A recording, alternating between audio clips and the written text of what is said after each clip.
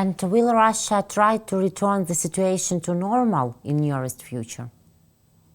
No, if you mean normal as the peace between Russia and Ukraine or Russia and Western world, no, so obviously not. I will bring the reasons why I say that. First, Mr. Putin at the beginning of this year, immediately after inauguration of President Trump, he received the best offer in the world about the conditions to finish this war. It was okay. This is not fact. This is not published, but from the rhetoric of President Trump, it was obvious that he offered that we could recognize some occupied territories as part of Russia. Yes, and even Crimea in legal level. Yeah. And to go also to another conditions of Russian Federation and to start business as usual with Russia.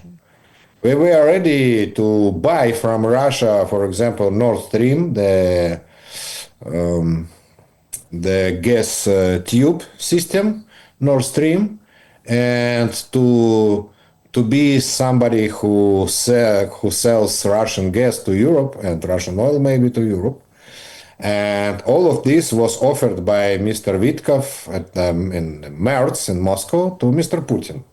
But President Putin did not agree to stop the war in these conditions. So now we will never got these so good conditions from President Trump, obviously. So there is no reason to stop this war. Another reason not to stop this war. President Putin believes, I couldn't say believes, but okay. It looks like President Putin believes that this is his strength, the war itself. And this is his source of power. The war is his source of power. And he believes that he is till now the president of Russian Federation only because he started this war. And this is only reason why who could rely on the Russian population. The Russian population supports him in this war. And he could continue this war. And after Ukraine, he also wants to attack another countries, to start with Baltic states, maybe with Kazakhstan, and afterwards to go to NATO countries like Poland, Germany, etc. It is generally his program of as a ruler, as an authoritarian leader of Russian Federation. So there is no reason to stop for him. But we can stop Russia and Russian occupation forces. Ukrainian forces strike Russian airbase in Crimea. One jet destroyed, 4 damaged. Last night, Ukraine Security Service Special Forces Unit A launched a successful drone strike on a key Russian military airbase in temporarily occupied Crimea. In the early hours of August 4, drones operated by the SBU's elite unit A struck the Saki airbase. So do the occupiers understand signals that they should leave our Crimea? And how painful are the strikes on Crimea for Putin, who considers Crimea a symbol of his victories that do not exist?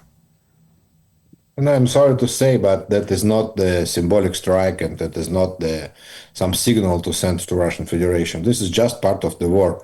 In this war, Russia lost hundreds of jets, of military jets. I don't remember exact number, but it is more than 300 military jets. And this is just five more. And this is just the very, very small part of this war. And the territory of this war is very wide. And not only Ukrainian territory, not only Crimea or other Ukrainian occupied territories, but also Kyiv, which they bombed, and also the half of Russian territory. Just during last weekend, Ukrainian special forces struck Russian territory and Russian refineries, oil refineries in different cities, in different regions by drones, by big military drones, and very successful. It was very successful in Samara region, in Ryazan region, and the last strike was in Sochi, which is the resort city of Russian Federation on the Black Sea. There the airport was struck. and the airport facilities, oil and gasoline facilities were struck, and it stopped this airport. This airport was closed. So this is just military routine of this war. Nobody take that as a signal or as a signal to negotiate. Okay, Michael, what we see next? Steps by Donald Trump, a stunning change of tone. This is the turnabout that Bloomberg reports from the White House. And it's not just about rhetoric. Trump is changing his strategy regarding India to gain leverage over Putin. India has become one of the main targets of US President Donald Trump, who is seeking to put pressure on Russian dictator Putin to stop the war against Ukraine. Several factors and events at once testify to this. Thus, last week, the American leader criticized India for its membership in BRICS and close ties with Russia. In particular, he said that India and Russia can destroy their debt economies together. The attack marked a stunning change of tone for the United States, which for years ignored India's close historical ties with Russia in an effort to attract the country as a counterweight to China in Asia, Bloomberg writes. However, Trump is now likely ready to abandon this strategy in order to gain leverage over Putin. Also, last week, the US president told the media that, according to his information, India will no longer buy Russian oil. However, the New York Times, citing its sources, reported that despite Trump's threats of sanctions, India will continue to buy oil from Russia. How can Trump use India against Russia, and will India really refuse Russian oil? Reuters, for example, citing several anonymous sources in the market, reports that India's largest oil refinery, Indian Oil Corp, has purchased 7 million barrels of oil from the United States, Canada, and the Middle East as a tender for delivery in September. During this time when we make this interview, President Trump make the new offer to India, and he said that India is buying the cheap Russian oil, refine that, and sell the oil products. So, in his plan and plans of President Trump to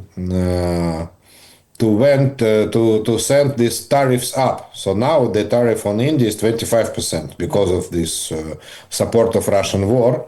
So now he won't increase this percentage, and this is just today's claim by President Trump. So this is the good news.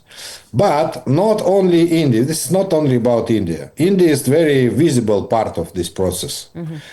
But it started not from India, by the way. It started from European Union. Let's not forget that this process started from European Union a week ago. A week ago, President Trump met in Scotland with Ursula von der Leyen, who is the chairman of European Union, and we agreed the new trade agreement between US and EU. Mm-hmm. And part of this trade agreement is the European Union refuses to buy gas and oil from Russian Federation. Because European Union is buyer number 4, I believe, from oil and gas from Russian Federation, after China, India, and Turkey, by the way. So the first step was against European Union. The second step was against India, but at the end of last week, President Trump also did his first step against Brazil, who is country number 5 by Russian oil imports. And he put I don't remember exactly, but I believe it was 50% tariff on oil Brazilian products because of, as he said, because of Brazil political steps, which are the real threat to American security.